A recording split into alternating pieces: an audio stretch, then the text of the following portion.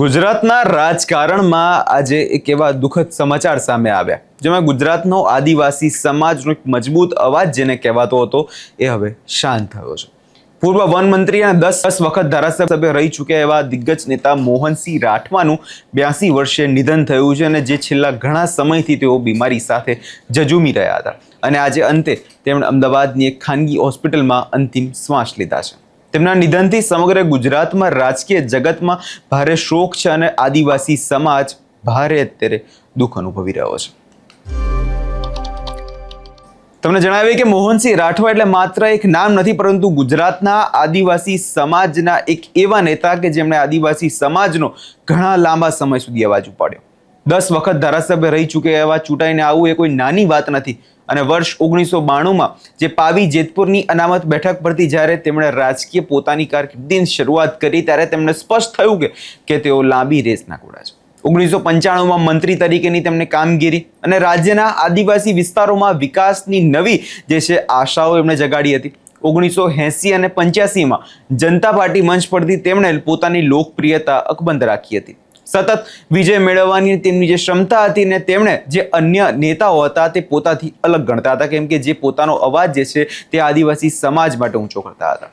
રાજકારણના સાક્ષીઓ જાણે છે કે મોહનસિંહ રાઠવાએ અનેક ઉતાર ચઢાવ જોયા છે. 2002ની અને વિધાનસભાની ચૂંટણીમાં જ્યારે હિન્દુત્વની વચ્ચે જ્યારે મુદ્દો ખૂબ ચર્ચામાં હતો ત્યારે તેમણે મેદાનમાં હતા અને ત્યારે તેમણે હારનો સામનો એ સમયે કરવો પડ્યો હતો. પરંતુ એક સાચા રાજકારણીએ જેમણે તેમની હિંમત હાર્યા નહીં અને 2017માં ફરી ધારાસભ્ય તરીકે તે ચૂંટાઈને પરત ફર્યા હતા. તેમણે પોતાનો જે રેકોર્ડ જે તોડ્યો હતો અને તેમના ભાજપમાં જોડાવાના નિર્ણય પર ખૂબ જ જેવા જોઈએ તો ચર્ચાનો વિષય પણ બન્યો હતો. કોંગ્રેસના સાથેના વર્ષો જૂના સંબંધો હોવા છતાં જ્યારે તેઓ ભાજપમાં જોડાયા ત્યારે તેમણે સ્પષ્ટ કર્યું કે કોઈ અણબનાવ નથી, પરંતુ આદિવાસીઓના કલ્યાણ માટેની યોજનાઓનો પ્રતિભાવ થયો હતો.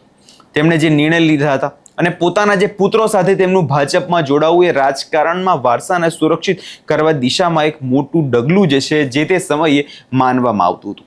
મોહનસિંહ રાઠવા એટલે જમીન સાથે જોડાયેલા જે નેતા હતા. તેમણે ક્યારે એર કન્ડિશનર રૂમમાં બેસીને કોઈ દિવસ રાજકારણ નથી રમ્યા, પરંતુ આદિવાસી સમાજના હક માટે, તેમના શિક્ષણ માટે અને તેમના અસ્તિત્વ માટે હંમેશા તેમણે એક અવાજ ઉપાડ્યો છે.